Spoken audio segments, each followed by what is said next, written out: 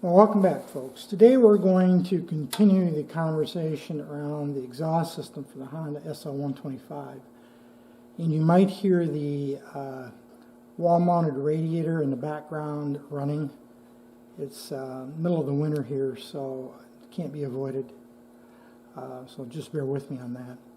We did briefly, I think, talk about this exhaust system earlier.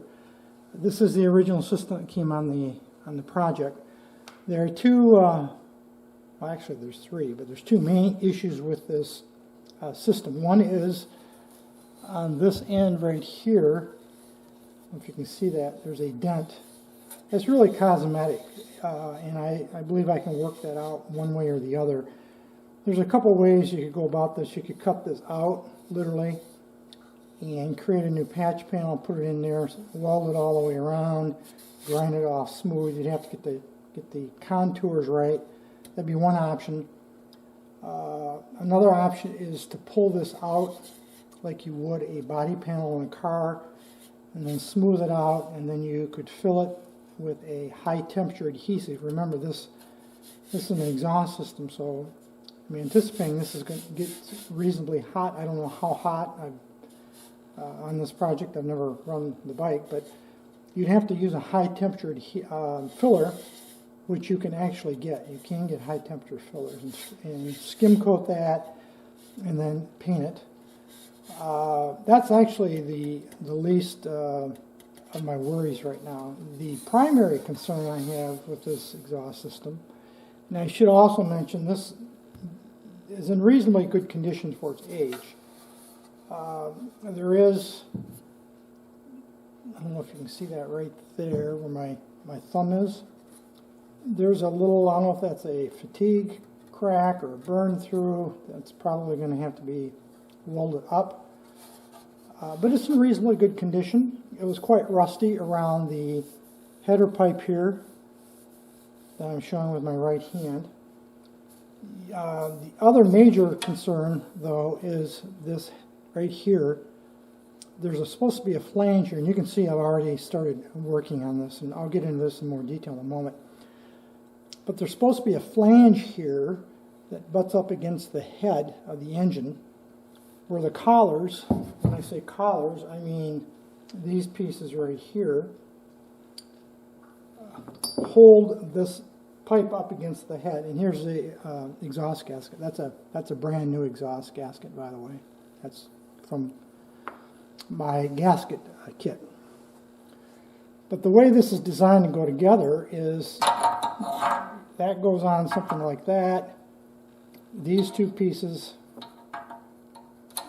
go like that. They mate up against, there's a relief cut on the inside here. I don't know if you can see that. And you put it together something like this. These flanges right here match up to that relief I just showed you.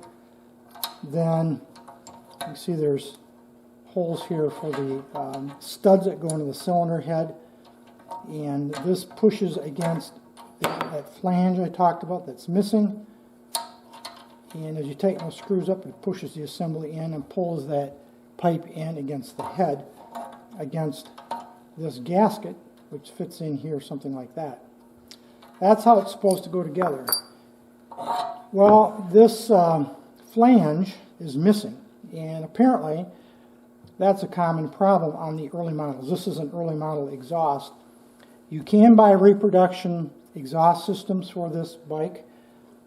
Yeah, they're fairly expensive. I'm going to say $350 to $400 US each, somewhere in that range. And they look like pretty good units, actually, to be honest with you. Honda did make an engineering change on this because apparently they did have a problem with, as you can see here, what happens. This flange, either through stress and or heat or combination, that flange breaks away, corrodes away, rusts away. It ends up with nothing, as you can see here. And it's pretty just flush across. Now, I'm not going to go initially run out and spend $400, give or take, US dollars on a new exhaust system at this point. I'm going to put some effort into seeing if I can come up with a solution on my own to fix this flange part here. That's the most critical. The other pieces, as I said, I'm pretty confident in those. There was some fairly significant rust here on that header pipe, as I mentioned. I got most of it off of there, as you can see. I got it cleaned up fairly well. Probably needs to be sanded a little more.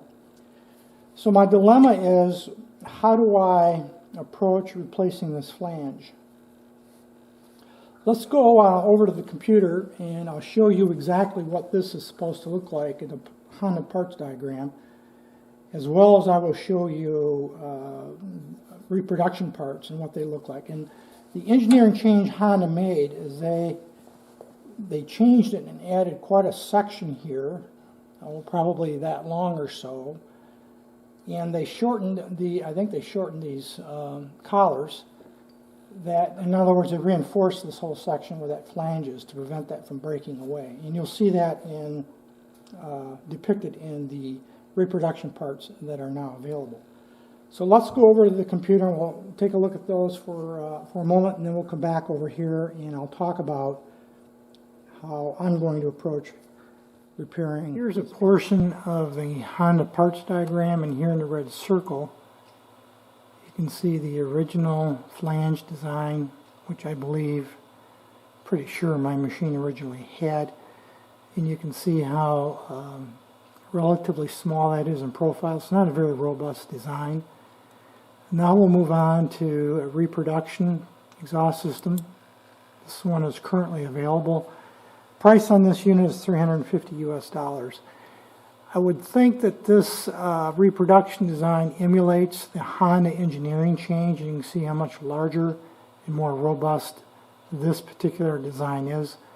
And this is what I'm going to attempt to emulate to some degree. It's not going to be perfect because I don't know the dimension of this. I could probably figure it out by scaling the size of the pipe, but I think I have a plan that will work just fine. So let's go back and take a look a little more detail about what I am going to do. Now we're taking a look at the original design for this flange here, as well as the reproduction parts and the design for those in terms of changing of this collar.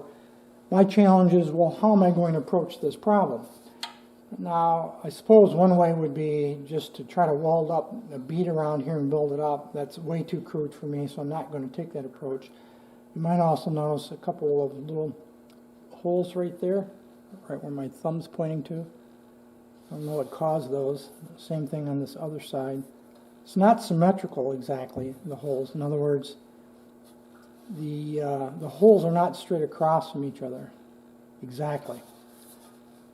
But nonetheless, I gave it some thought, and there's a couple ways one could go about this. You could take a piece of flat steel, say, quarter or a half an inch wide. I'm going to speak in imperial measurements here. Quarter or a half an inch wide, maybe an eighth of an inch thick, and wrap a piece of steel around there, flat bar, heat it and bend it to fit to create a new flange. That'd be one option. I did consider that. The other option is come up with a way of you could create a sleeve that could fit over here that could be welded in place, and that's the approach that I'm going to take. So I thought of using like a piece of black pipe. This is just this is 1 inch plumbing pipe. They call it black pipe in the U.S. It's carrying gas, natural gas, LP or propane, those kind of things. And I had this in my pole barn in my inventory from some long ago project. I don't even know what it was for anymore. And you can see I took and cut the threaded end off. This is like this originally. And I just cut it off on my bandsaw.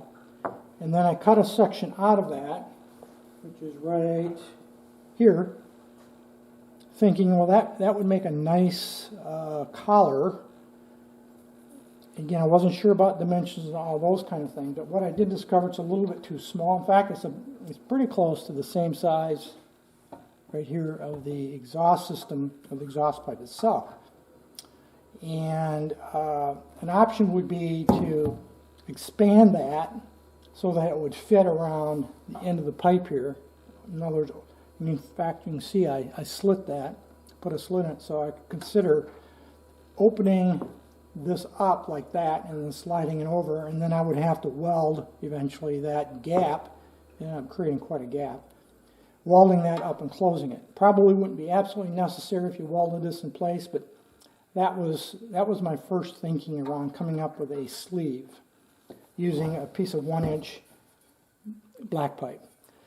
But I was concerned about having to expand this. Not could I expand it? I know I could expand it, but the gap it would create, because I'd have to open this up quite a bit to fit over this pipe. So I moved on to my next option. Since I didn't have any other black pipe around in larger sizes than what I just shared with you, I went up one size. This is what's left of an 1.25 inch black pipe nipple. I think it was a 4-inch nipple originally. I'll put a picture of originally up here of a bit what it looked like when I started. This photo will show it as I'd first cut off these threaded ends.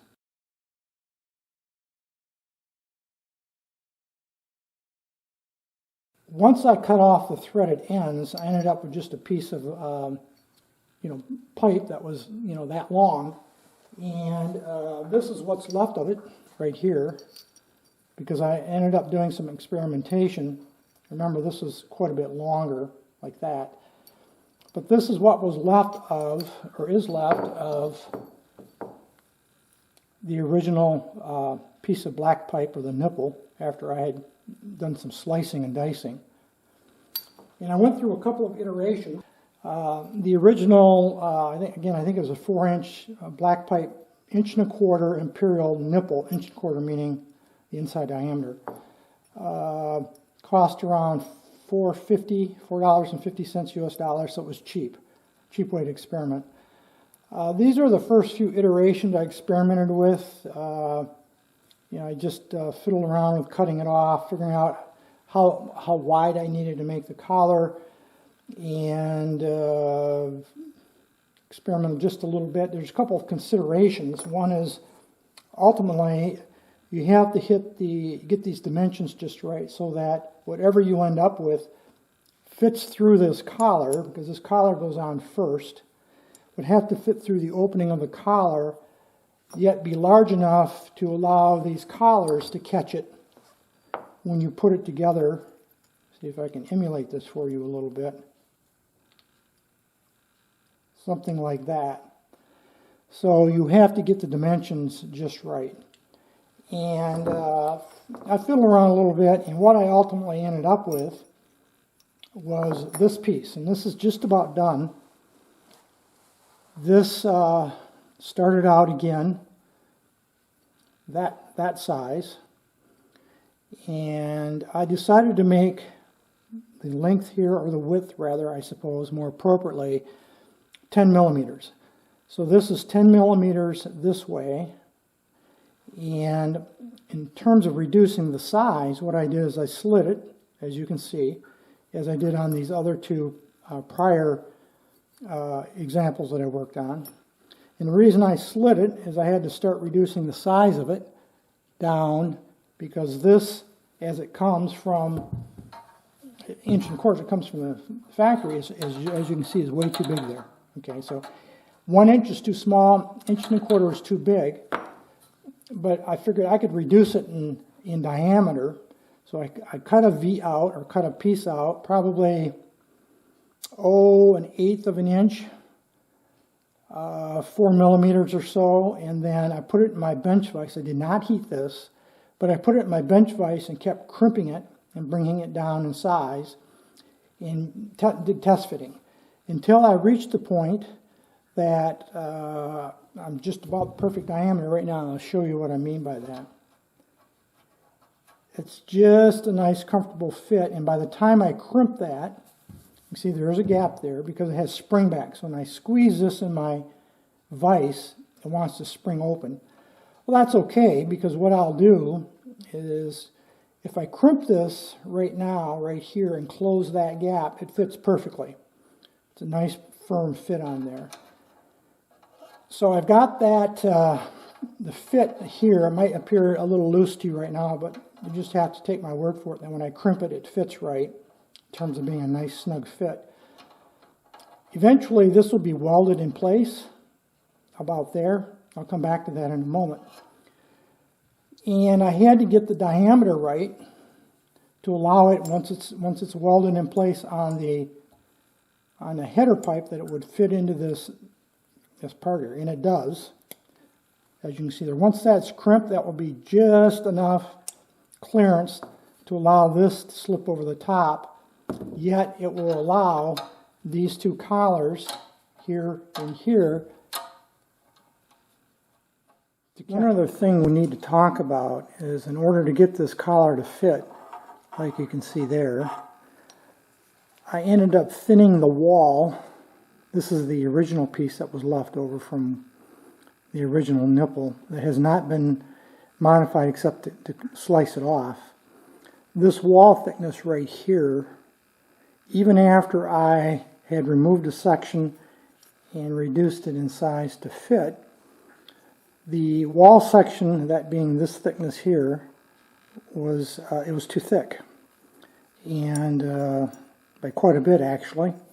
So what I ended up doing is I discovered that quite early on in my with the first piece I experimented with. So what I did subsequent to that is, after I had cut off the section out of the original nipple, I chucked it up on my lathe, and I actually reduced this outside diameter right here so that it would fit appropriately. And the amount I had to remove, and here's all the numbers. The one you really need to be concerned about is, so we can get that in focus for you. I had to remove approximately 0.79 millimeters, or 31 thousandths of an inch, from that wall thickness. That's what this looks like now when I'm done with that work, so that fits just like it's supposed to. So I think I've got these dimensions about right. Again, this is 10 millimeter. The next thing I had to do is figure out placement, and that placement on the pipe. And that was a little trial and error, because I didn't know how much of this pipe was gone. So what I did is I took blue Loctite, and I just started running a series of experiments. Blue Loctite because it could be easily removed. And I essentially glued this piece in place. I started out with the collar flush with the end. You put the gasket up in the head, and of course you have to allow for this. That's 4 millimeters, by the way, because it fits like that. And I found it being flush, it didn't really close up the gap. It didn't seal tight. And this had the ability to rock. So I started moving this collar out in 1 millimeter increments. So I started flush and then just started working it out. So after 3 or 4 iterations of blue Loctite, letting it dry for 4 hours or so, doing a test fit, figure out whether it worked or not, breaking the seal, cleaning the Loctite, replacing it, moving it 1 millimeter, I ended up with, where you can see that, I think that scribe mark right there on the bluing, the machining die. I ended up with a 3.5 millimeter offset, which means this collar will fit right about where that scribe line is, like there. And you can see, I think, inside about what it'll look like. That seemed to be about right. So what I'm going to do is clean this up really well, and then I'll clamp this in place using that 3.5 millimeter offset. Clamp this down with a C-clamp, and then I will tack weld it. And when I do the final welding, I'll weld on the inside here. And the reason for that is I don't want to have to grind away a bunch of weld to allow these collars to fit up against it. If I weld it on the outside, it'll create a fillet, and I'd have to grind that back and square it up, and that's a lot of extra work, so I don't really need to do that. I can weld this on the inside here, and that won't affect a thing because the gasket fits up against this flange of the collar like that. So I'll do the final welding on the inside. My initial plan is to just I'll clamp this tight and then I will tack weld it on the outside in 2 places to hold it, and then I'll do my last test fit just to make sure, and then I will complete the inside welding once I get the position right where I'm satisfied with it, because I can grind the 2 tack welds off on the outside real easily. Complete the welding on the inside, grind the welds on the outside off so that it doesn't interfere with these collars, and we're in business. The little blemish right here, I'll fix that at the same time, and then eventually I'll get into repairing the dent on the other end. Again, that's purely cosmetic. So that's my plan going forward. So this video might go over a couple of segments, a couple of episodes before we're all done. I can't paint this until the weather improves here. It's winter time right now. It's cold outside, and certainly I'm not even going to attempt to do any painting. I'm spending my time inside right now doing the repairs to get it ready for painting next spring or early summer when it's warm enough to paint outside. The only other thing I wanted to mention is the baffle, or I think Honda calls this the diffuser, which fits in at this end, fits in here. That was a bear to get out, I have to tell you. Probably had never been out before. I ended up drilling there's a bolt that goes through here, where I'm pointing to with my thumb, through the end of the muffler canister and into a threaded portion right here. The bolt broke off, of course, even though I heated it, and I tried to finesse it out. So I ended up drilling it out. I could probably salvage this diffuser if I wanted to. It did, that crossbar you see there, you're designed to grab that with pliers and pull it out. I ended up using my sliding hammer on that, and in fact that's how I pinched my hand right there. I should have been wearing gloves. I knew better. And I pinched my finger right there with my first pull on the sliding hammer. Eventually it did come out after a lot of heat, and just gently working it out, a couple of times with a sliding hammer, heating it, making sure it was well lubricated.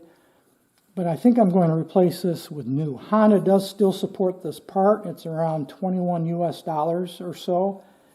This could be salvaged. I could weld that up, re-drill it, tap it, probably tap that crossbar. You can see, I think right there, it got bent in an arc, something like that, from me pulling on it. I think I'm just going to go ahead and replace this, very likely, without bothering to try to repair this one.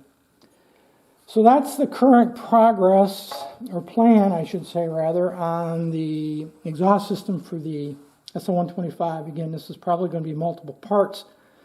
I'm going to move on to getting this collar in place and welded up. I'm not going to show the welding and all the pieces to that. That's fairly academic. I might give you a little shots of it, but my intention is not to record the entire process. We'll come back somewhere on the other side once I've got this welded up and in place, mounted on the header, and we'll decide where we're going to go from there. Well, I have the collar mounted and welded in place, as you can see. I did spot weld, and I know you can't see it from your perspective, but I put 2 spot welds, one on each side, to secure the collar until I could get it back in the vise here, and then I just started welding, spot welding all the way around the inside here of this lip,